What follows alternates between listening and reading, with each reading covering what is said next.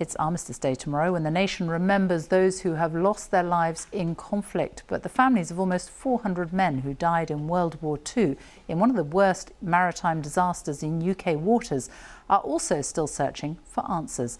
In 1943, the aircraft carrier HMS Dasher exploded and sank off the Ayrshire coast. Relatives believe some of the dead were washed ashore and buried in an unmarked mass grave. Hugh Pym has been talking to one woman who spent decades searching for the truth. I want to honour him and I want to honour the others. It's been a long journey for Mary, but it's not over. She's determined to find out what happened to her father and other men who were lost at sea in World War II, not far from this beach in North Ayrshire. She thinks the truth has been withheld. The thought of my father, of other men being totally forgotten, being deliberately hidden, is so wicked that I just must put it right.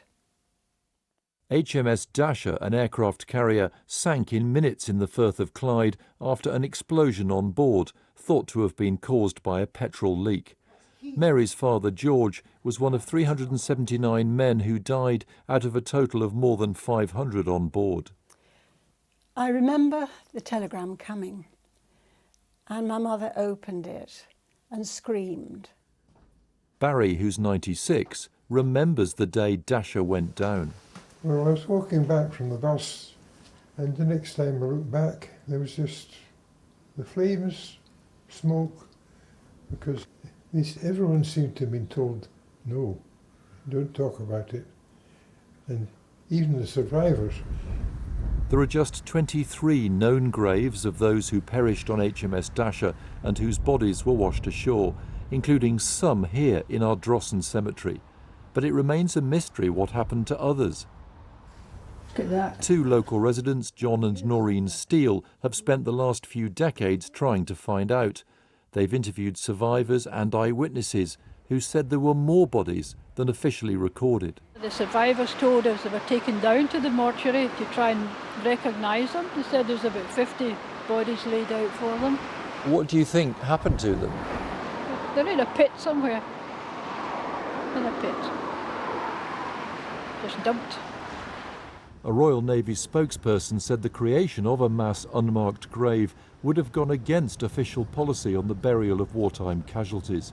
It's been suggested that for morale reasons, news of the sinking was suppressed and wasn't confirmed until 1945. Documents released in recent years here at the National Archives at Kew shed some light on the loss of HMS Dasher. Officials did not want to reveal details to relatives. The papers refer to bodies being washed ashore more than a week after the loss of the ship.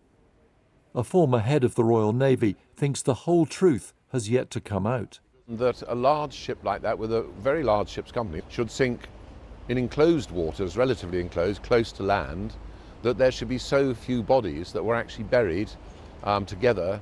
I have real concerns that we haven't seen the full truth about what happened to those bodies.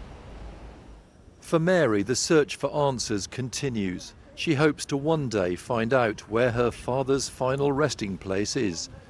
Hugh Pym, BBC News, North Ayrshire.